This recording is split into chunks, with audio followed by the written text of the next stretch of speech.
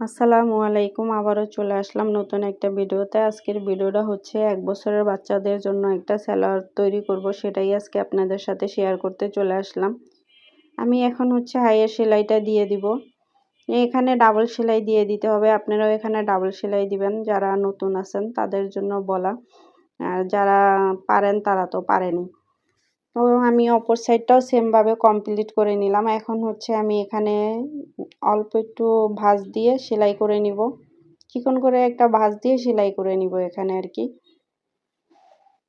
তো আমার সেলাই করা হয়ে গেছে। এখানে হচ্ছে আমি এখন 1 ইঞ্চি পরিমাণ ভাঁজ দিয়ে আরেকটা সেলাই দিয়ে দিব।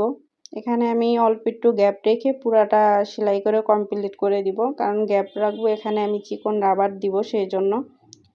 আপনারা চাইলে এখানে মোটা রাবারও দিতে পারেন। আমি এখানে সবসময় বাচ্চাদের সালোয়ার হোক কিংবা প্যান্ট হোক আমি চিকন রাবার ব্যবহার করি, কারণ মোটা রাবার দিলে হচ্ছে বাচ্চাদের কোমরে একটু প্রেশার পড়ে, সেই জন্য এখানে আমি সবসময় চিকন রাবার ব্যবহার করি।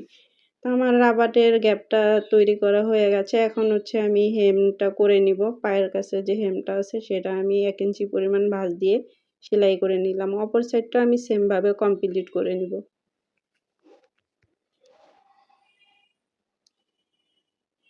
তো হয়ে গেছে। এখন হচ্ছে আমি সাইডে সেলাইটা দিয়ে দিব।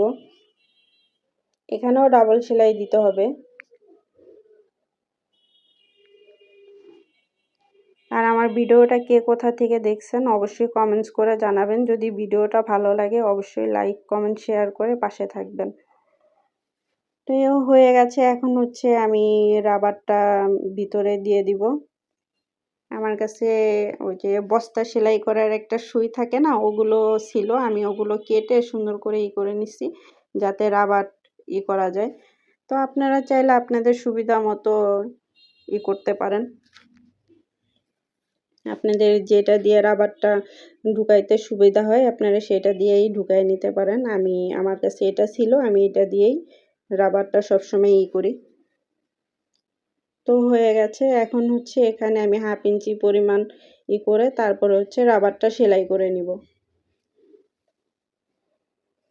তো হয়ে গেছে। এখন হচ্ছে আমি এই রাবারের জয়েন্টটা ভিতরে দিয়ে তারপরে হচ্ছে যে গ্যাপটা রেখেছিলাম সেটা আমি সেলাই করে আটকায় দিব।